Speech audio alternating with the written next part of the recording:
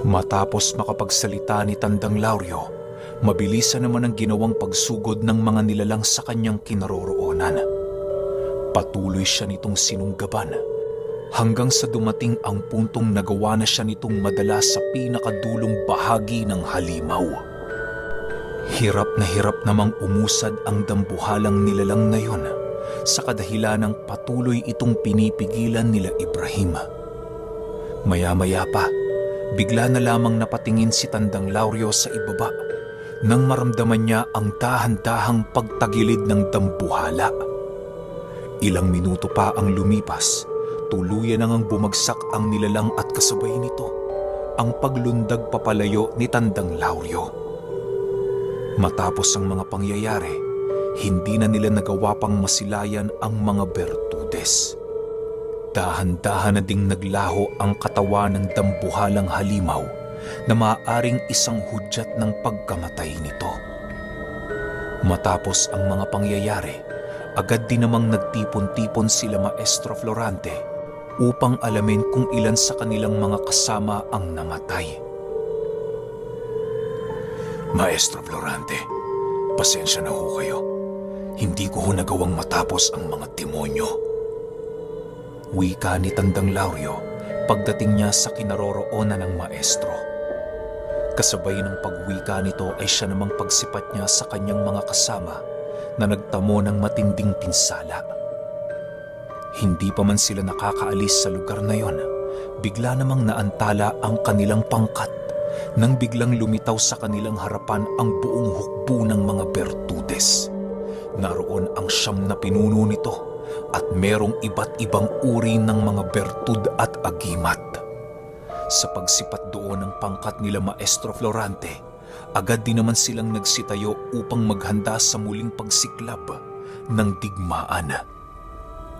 Ayon kay Tandang Lauryo, na ang lumitaw na nilalang sa kanilang harapan noon ay halos hindi niya magawang mabilang dahil sa dami.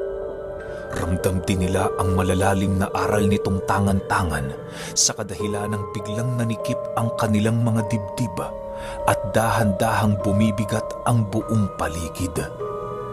Maya-maya pa, doon na silayan ni Tandang Lauryo ang inaakala niyang pinakapinuno ng mga Bertudes.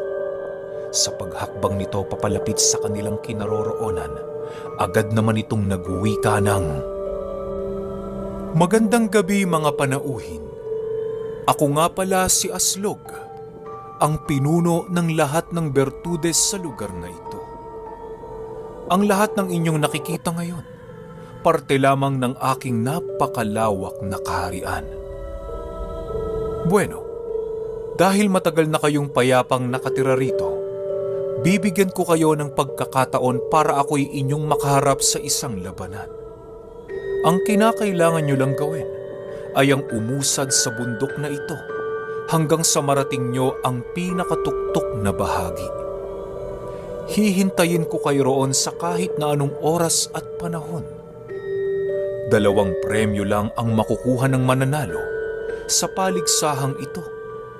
At yon ay ang mga kayamanan kong itinago at ang mga lihim kong karunungan tungkol sa mundo.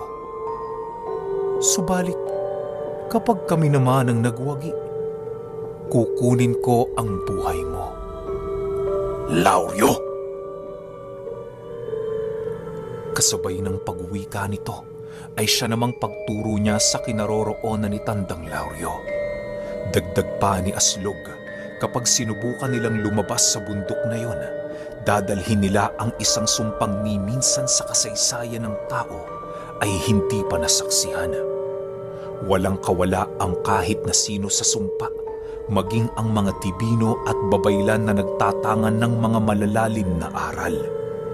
Upang mapatunayan ang kanyang sinabi, mabilisan itong kumuha ng isa sa kanilang albularyong kasama at walang pagdadalawang isip na inusala ng sumpa. Matapos itong maiihip ni Aslog sa albularyo, agad din naman itong nagwika ng, "Bibigyan ko kayo ng 1 linggo para marating ang tuktok. Kung nais niyong mailigtas ang taong ito, talunin niyo ang 9 kong mga kasama." Kasabay ng pagwika nito ay siya namang mabilisan nilang paglaho sa buong paligid. Ilang minuto din noong natigilan sila Tandang Lauryo sa kadahilan ng hindi nila mawari kung bakit kinakailangan pang humantong sa ganoong pangyayari. Ipinagpasalamat naman ito nila Maestro Florante sa kadahilan ng kahit papaano nabigyan sila ng pagkakataon para manalo. Maya-maya pa, agad naman nilang nilapitan ang albularyong nabiktima ng sumpa upang mabigyan ito ng tulong.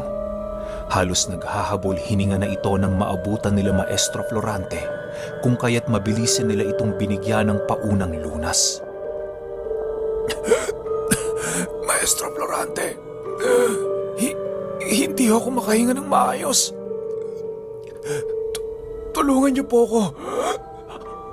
Ayoko pang mamatay. Hirap na wika ng albularyo. Huwag kang mag-alala, iho. Ililigtas ka namin kahit anong mangyari. Manalangin ka lang. Walang imposible. Sagot naman dito ng maestro. Kasabay ng pagwika nito, ay siya namang mabilisan niyang pagliyad na para bang meron itong iniinda sa kanyang sistema. Sa pagpapatuloy ng ganoong aksyon ng albularyo, napagpasyahan naman nila Tandang Lauryo na hubarin na ang kasuotan nito. Nang sa ganun ay magawa nilang makita ang bagay na nagpapahirap sa kanilang kasama. Maniwala kayo o hindi, pagkaalis nila Maestro Florante ng damit nito, bumungad sa kanila ang nangingitim na malaugat na bagay sa katawan ng albularyo. Dahan-dahan itong kumakalat sa kanyang tiyan na para bang meron itong sariling buhay. Ang mga balat naman itong nasakop, dahan-dahan na ding natutuklap nang sa hindi malamang dahilan. Sa pagsilay naman doon ni Maestro Florante, agad naman niyang pinaalis ang lahat ng mga kasama nilang nakikiusyoso upang magkaroon siya ng panahon para makapag-isip ng maayos. Maya-maya pa, agad naman niyang tinawag si Ibrahim at humingi ng isang langis na merong ugat ng nara. Ipinahid niya yon sa katawan ng lalaki sa pagbabakasakaling magawa nitong mapabagal ang pagkalat ng sumpa. Subalit, paglagay noon ni Maestro Florante, laking gulat na lamang niya nang masipat niyang mas lalo pang kumalat ang sumpa. Pagsipat ni Tandang Lauryo sa mga pangyayaring yon, agad naman niyang pinunasan ang langis na nilagay ni Maestro Florante sa pagbabakasakaling magawa niyang maibalik ang dating laki ng sumpa. Maestro, mukhang hindi ho may epekto ang lahat ng gamot sa kanan. Ano hong gagawin natin? Tanong ni Tandang Lauryo. Hindi ko din alam, iho. Ito ang unang beses na nakakita ko ng ganitong uri ng sumpa. Siguro mas mainam na hayaan na muna natin ito at itoon na lang natin ang ating mga wisyo sa paligsahang inihabili ni Aslog. Sagot naman ni Maestro Florante. Kasabay ng kanyang pagwika ay siya namang pagbulong niya sa albularyo na patuloy lang manalangin at magtiwala. Tumangu-tangu lang naman ang albularyong yon matapos niyang marinig ang ibinulong ng maestro. Ilang minuto pa ang lumipas na pagpasyahan naman ng kanilang pangkat na magpahinga upang mapaghandaan ang mga susunod na araw. Kinaumagahan, maaga pang naglakad sila Tandang Lauryo upang libutin ang buong lugar. Sinuyod nila ang kasulok-sulukang bahagi nito nang sa gayoy magawa nilang maging pamilyar sa lugar na yon. Iniwasan din nilang bumalik sa paanan ng bundok kung saan sila nanggaling, gawa ng labis silang nababahala tungkol sa sumpang binanggit ni Aslog. Sa pagsapit ng 9:00 ng umaga noong mismong araw, kasalukuyan namang nagpahinga ang pangkat nila Tandang Lauryo. Hindi muna nila ninais na umusad ng bundok sa kadahilanang hindi pa sila gaanong nakakabawi ng lakas. Maya-maya pa bigla namang nagsitayuan ang kanilang pangkat. Nang makasilay sila ng dalawang binata na papalapit sa kanilang kinaroroonan. Merong daladalang bayong ang mga ito na punong-puno ng laman. "Mga iho, saan kayo pupunta?" Bungad na wika ni Tandang Lauryo sa mga ito. Matapos niyang makapagwika, agad naman siyang tinitigan ng isa sa mga bata habang nagwiwika ng, "Wala kaming pupuntahan. Naririto kami para kayo'y pagmasdan. Siya nga pala, meron na lamang kayong 6 na araw para matapos ang paligsahan. Kapag nabigo kayong marating sa 6 na araw na palugit, asahan nyo nang wala ni isa sa inyong makakalabas sa bundok na to." Kasabay ng pagwika ng bata ay siya namang pagngisi nito habang dahan-dahang naglalaho. Ilang minuto pa ang lumipas, tuluyan na ngang nawala ang mga ito sa kanilang paningin.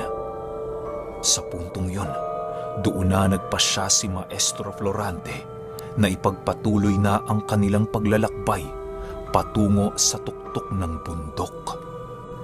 Nang marating na nila ang unang bahagi nito, agad namang bumungad sa kanilang mga mata ang isang bertudes na nakaupo sa ilalim ng puno ng mangga. Nasa kaanyo-anyo ng isang ordinaryong tao, subalit agad naman nilang nalamang nagbabalat kayo ito dahil sa patuloy na pagtagos ng mga masasamang presensya sa kanyang buong katawan.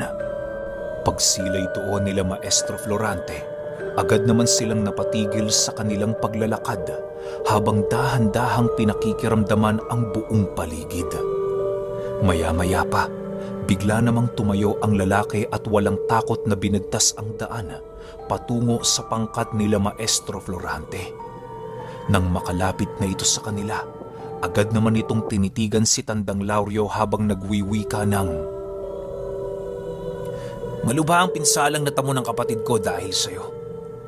Ngayong nagkatagpo na tayo, ihanda mong iyong sarili. Wala akong ipapakitang awa sa inyo." Kasabay ng pagwika nito ay siya namang pagsilabasa ng mga kasama nito sa bawat likod ng puno. Sa pagkakatanda ni Tandang Lauryo, nasa 8 lamang ang tauhan nito noong mga panahong humarap yon sa kanila. Subalit kahit ganon kaliit lamang ang bilang ng mga bertudes, ramdam na ramdam nila Tandang Lauryo ang mapangwasak nitong presensya. Labis din nilang ikinabahala ang hindi pangkaraniwang laki ng mga ito na tila ba sumailalim yon sa matinding pagsasanay. Maya-maya pa, bigla naman itong inilabas ang kanilang mga sandata na nasa kaanyuan ng patpat at mga sundang. Ang iilan sa mga ito ay merong daladalang latigo na halos kayang pumaslang ng tao sa paghampas lamang nito. Ilang minuto pa ang lumipas, agad namang bumalik sa kinaroroonan ng kanyang pangkat ang pangsyam na pinuno ng mga bertudes upang paghandaan ang nalalapit nilang digmaan. Sila Tandang Lauryo naman noon, ninais na manatili sa kanilang kinatatayuan habang patuloy na pinakikiramdaman ng buong paligid. "Maestro, bakit hindi sila naapektuhan ng sikat ng araw? Hindi ba't ang mga bertudes ay pinamamahayan ng dyablo?" Nagtatakang tanong ni Ibrahim. Nang marinig naman ito ng bertudes, agad itong humagalpak ng napakalakas habang nagwiwika ng, "Walang kapangyarihan si Adlaw sa aming kaharian. Lahat ng demonyong nanananahan dito, hindi kayang maapektuhan ng kapangyarihan ng isang mahinang bathala." Kasabay ng pagwika nito ay siya namang pagngisi ni Tandang Lauryo habang sumasagot ng, "Huwag kang magpakasaya, Bertudes. Hindi lang ikaw ang nasisiyahan sa bagay na yan." Matapos nitong makapagsalita, agad namang nagsipaghanda ang mga mandirigmang bertudes upang magawa na nilang masimula ng digmaan. Sa pagtaas ng mga itak nito sa ere, mabilis naman itong sumugod sa pangkat nila Tandang Lauryo. Nang masipat nila ang pananakbo ng mga ito, agad naman silang gumawa ng paunang depensa upang salagin ang paunang pag-atake ng mga Bertudes. Sila Ibrahim noon ang nagsilbi nilang unang hanay ng kanilang pangkat sa kadahilanang sa lahat ng kanilang mga kasama, tanging ang mga ito lamang ang nagtataglay ng pambihirang lakas. Paglapit ng mga Bertudes sa hanay nila Ibrahim, agad naman nila itong sinalubong ng buong lakas. Mabilisan nila itong pinaulanan ng mga pag-atake nang sa gayoy magawa nilang makapaglikha ng isang butas para makapasok ang pangkat ni Tandang Lauryo sa unang depensa ng mga ito. Habang patuloy na pinipigilan nila Ibrahim ang 8 mandirigmang Bertudes, taimtim namang nag-uusal si Maestro Florante. Nang makahanap na ng pagkakataon sila Tandang Lauryo na sumugod, agad naman silang nagsilundagan sa itaas nila Ibrahim upang sugurin ang kanilang mga kalaban. Hawak-hawak niya noon ang kanyang tabak na gawa sa buto ng tao na siyang mabilisan din naman niyang itinarak sa nasipat niyang Bertudes. Hindi naman niya ito nagawa ng malubhang pinsala, gawa ng matagumpay nitong nailagan ang kanyang pag-atake. Pagbagsak niya sa lupa, agad naman siyang sinugod nito at walang habas siyang pinaulanan ng suntok at tadyak sa iba't ibang bahagi ng kanyang katawan. Hindi naman gaanong napuruhan si Tandang Lauryo sa kadahilanang nagawa siyang maisalba ng mutya ng kasoy. Sa pagpapatuloy ng pagtanggap niya ng mga sapak at tadyak sa isang Bertudes, agad naman niyang kinontrol ang abilidad ng tangkay ng dalakit na kanyang tangan-tangan. Pagsiuslian ng mga baging sa ilalim ng lupa, agad naman itong pumulupot sa kanyang kalaban na siyang naging sanhi upang magawa niyang pigilan ang walang habas nitong pag-atake. Sa puntong yon, agad na ginawa ni Tandang Lauryo ang kanyang pinakamalakas na pag-atake upang tuluyan ng paslangin ng Bertudes. Paghataw niya dito ng kanyang tabak, laking gulat na lamang niya nang masipat niya itong tumagos lamang sa katawan ng kanyang kalaban. Kisap mata lang dinuon ang pagitan ng biglang naglaho ang Bertudes na kasalukuyang nadakip ng kanyang mga baging. Dahil sa pangyayari, halos hindi magawang mahulaan ni Tandang Lauryo kung anong uri ng mutya ang tangan-tangan nito. Maya-maya pa, bigla na lamang siyang napaluhod sa lupa nang makaramdam siya ng isang napakalakas na pagsapak sa kanyang tiyan. Sinundan ito ng sinundan hanggang sa tuluyan na siyang bumagsak sa lupa. Matapos itong gawin ng nilalang, agad naman siya nitong tinapakan ng napakalakas habang nagwiwika ng, "Huwag kang masyadong mapagmataas, Ikran. Lalo na kung hindi mo kilala ang iyong kalaban." Kasabay ng pagwika nito ay siya namang paghawak nito sa kanyang ulo at walang awa siyang ibinalibag sa lupa. Halos hindi na noon magawang makalaban ni Tandang Lauryo sa kadahilanang nabigla siya sa kakayahan nito. Ilang minuto pa ang lumipas, napagpasyahan na ng Bertudes na tapusin na ang kanyang buhay. Sa muling pagdukot nito ng kanyang sundang, mabilis na naman itong tinaga ang leeg ni Tandang Lauryo. Nang akmang lalapat na ito sa leeg ni Tandang Lauryo, agad naman itong napigilan ni Maestro Florante. Hindi na nagawang mapanghibabawan ng Bertudes ang lakas nito sa kadahilanang pinagsamang lakas ng dalawang mutya ang sumalag sa kanyang sundang. Sa pagsilay ng Bertudes sa Maestro, agad naman niyang nasipat ang kaliwang kamay nito na mabilisang itinataas sa ere. Pagsapak ni Maestro Florante sa pagmumuka ng nilalang, halos bumao naman yun sa lupa dahil sa bisa ng mutya ng kampana. Segundo dinoon ang lumipas bago nakatayo ang Bertudes sa lupang kanyang kinabagsakan. Pagtayo nito, bumungad sa kanya si Tandang Lauryo at si Maestro Florante na nag-aamba ng susunod na pag-atake. Pagsilay doon ng pinunong Bertudes, agad naman itong kumaripas ng takbo upang protektahan ang isa niyang alipores. Pagbitaw ng malalakas na pagsapak nila Tandang Lauryo, laking gulat na lamang nila nang bigla itong salagi ng pinuno ng kanilang kalaban. Kahit may bisayo ng kanilang mga mutya, tila ba hindi nito nagawang umubra. Matapos itong salagi ng pinunong Bertudes, agad naman itong tumitig sa kanila habang dahan-dahang inilalabas ang kanyang sandata. Nang masipat yon ni Maestro Florante, mabilisan naman niyang inutusan si Tandang Lauryo na kaharapin ng mandirigmang Bertudes na muntik na nilang makitila ng buhay. Lauryo, ako na ang bahala rito. Umalis ka na. Wika ni Maestro Florante. Sigurado ho kayo, Maestro? Nagtatakang tanong ni Tandang Lauryo. Kasabay ng pagwika nito ay siya namang pagsilay niya sa kanyang maestro na dahan-dahang hinuhubad ang kanyang pang-itaas na kasuotan. Pagkahubad ni Maestro Florante ng kanyang damit, bumungad sa mga mata ni Tandang Lauryo ang napakarami nitong mga sugat na matagal nang naghilom. May mga ukit din yung mga buhay na salita sa kanyang katawan na maaaring ginagamit ni Maestro Florante na pampalakas ng kanyang bakod at poder. Maya-maya pa, doon na nag-umpisang mag-usal ang maestro at kasabay nito ang dahan-dahan niyang pagbabago ng anyo.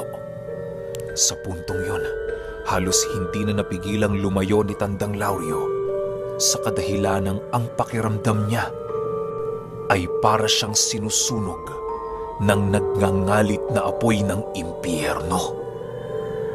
Ilang minuto pa ang lumipas, maging ang mga mandirigmang Bertudes sa buong paligid ay nagawa na ring makaramdam ng napakabigat na presensya ng maestro. Bigla namang natigilan ang lahat ng naroon nang masipat nila si Maestro Florante na mabilisang nagbabago ng anyo. Sa pagtutok ng liwanag sa kalupaan, lumitaw ang isang nilalang na unang beses pa lang nilang nasilayan.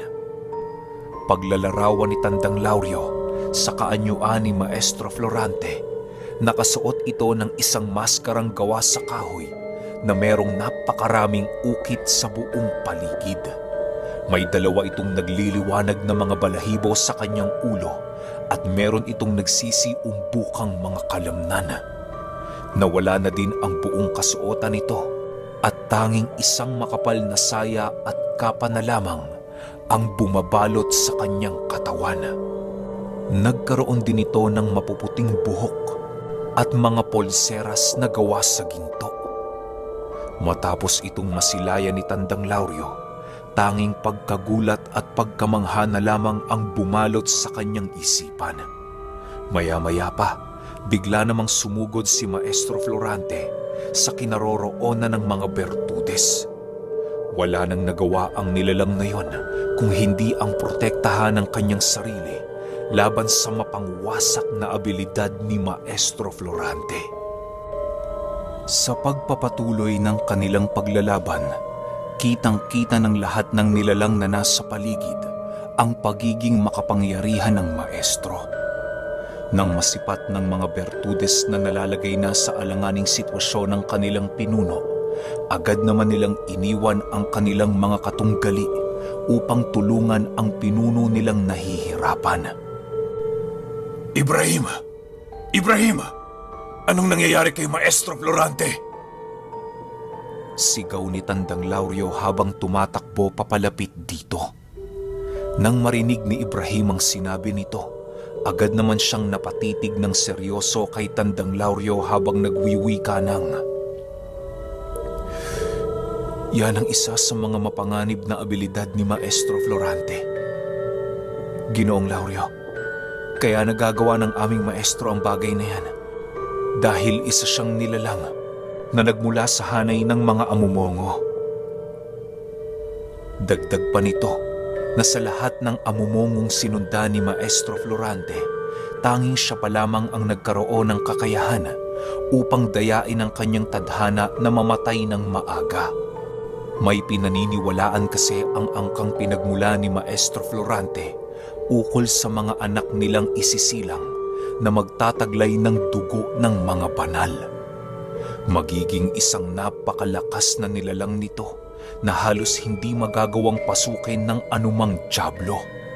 Subalit ang kakayahang yon ay magwawakas lamang ng napakaikling panahon sa kadahilan ng hindi siya titigilan ng mga demonyo hanggat hindi siya nagagawa nitong mapatay. Hindi magtatagal ang mga nilalang na merong dugo ng mga banal sa lupa dahil sa patuloy na pagsira sa kanila ng mga dyablo. Alam ng mga demonyong hindi nila kayang makipaglaban sa ganoong uri ng mga nilalang, kung kaya't patuloy silang gumagawa ng paraan upang madaya ang mga mahal nito sa buhay. Yun din ang nagsilbing rason ng mga ninuno ni Maestro Florante kung bakit nagagawa nilang patayin ang kanilang mga anak na merong dugo ng mga banal sa tuwing tumutungtong ito ng 11 taong gulang. Dahil sa kilalang mapayapa ang angkang pinanggalingan ni Maestro Florante, kung kaya't mas ninais ng mga itong ialay sa Panginoon ang kanilang anak para sa kanilang katahimikan. Hindi din kasi sila ginagambala ng mga demonyo hanggat walang amumungong lumalaki sa kanilang tahanan. Sa loob ng napakaraming siglo, paulit-ulit ang ganoong pangyayari hanggang sa pinanganak si Maestro Florante. Nang tumungtong na ito sa kanyang pang-11 kaarawan, merong isang misteryosong lalaki ang pumasok sa kanilang tahanan upang siya ay dukutin. Matagumpay naman itong nakuha si Maestro Florante at itinakas sa pinakapuso ng gubat kung saan walang demonyo ang makakasunod sa lugar na yon. Sa paglipas ng taon, tuluyan na ngang lumaki si Maestro Florante na masusing ginagabayan ng lalaking dumukot sa kanya. Sa murang edad noon ng maestro, nagagawa na nitong makapag-usal ng mga pantigalpo at mga palipad hangin. Sa pagpapatuloy ng kanilang pag-uusap, bigla namang naantala ang kwento ng bigla nilang narinig si Maestro Florante na sumisigaw. Ilang minuto pa ang lumipas, napagpasyahan naman ni Ibrahim na lapitan si Maestro Florante upang mabigyan yon ng tulong. Bago niya tuluyang iwan si Tandang Lauryo, ibinili niya dito ang isa sa kanyang mga pinakatago-tagong sikreto. Ang taong dumukot noon kay Maestro Florante ay siyang ama ko. Wika ni Ibrahim na siyang labis namang ikinagulat ni Tandang Lauryo.